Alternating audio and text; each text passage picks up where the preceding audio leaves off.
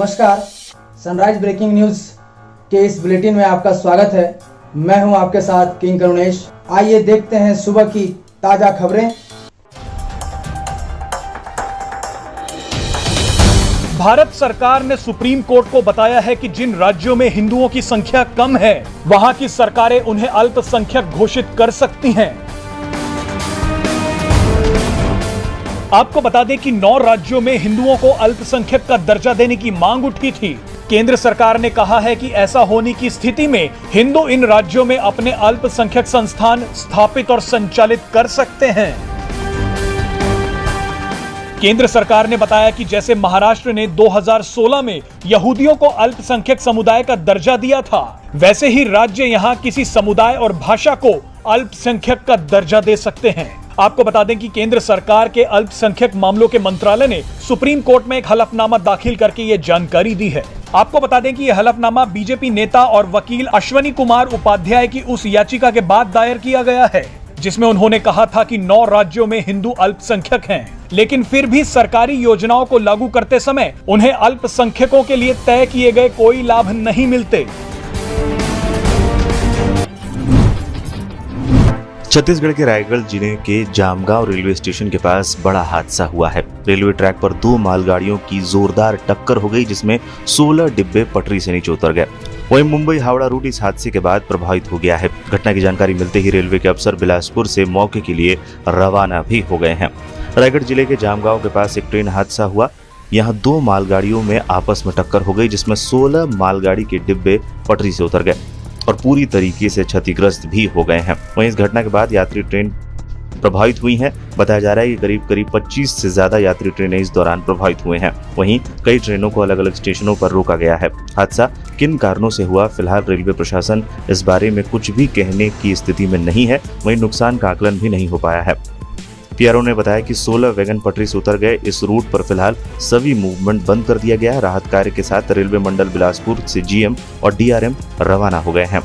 इस हादसे के बाद मुंबई हावड़ा मार्ग पूरी तरीके से बाधित हो गया। राहत की बात यह कि अब तक हादसे में कोई हताहत नहीं हुआ है, लेकिन भारी संख्या में माल का नुकसान होने की आशंका जताई जा रही है।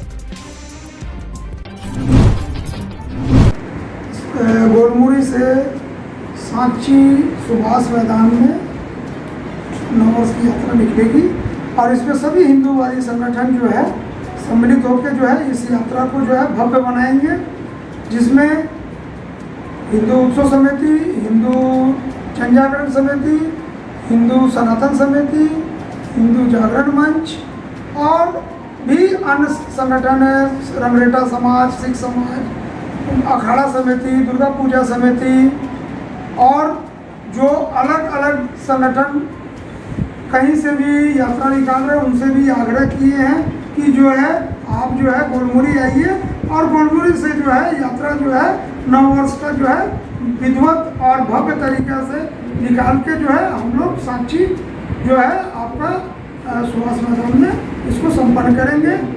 और प्रशासन से ये भी मांग करते हैं कि इस यात्रा में जो है आप जो है विधिवत पूर्वक जो है हम लोग को जो है परमिशन दें, और नहीं भी देंगे परमिशन तो भी ये यात्रा निकलेगी। सभी हिंदूवादी संगठन जो है इस यात्रा बहुत हर्ष उल्लास के साथ मनाते हैं, इसलिए जो है ये यात्रा रुकेगी नहीं, यात्रा निकलेगी।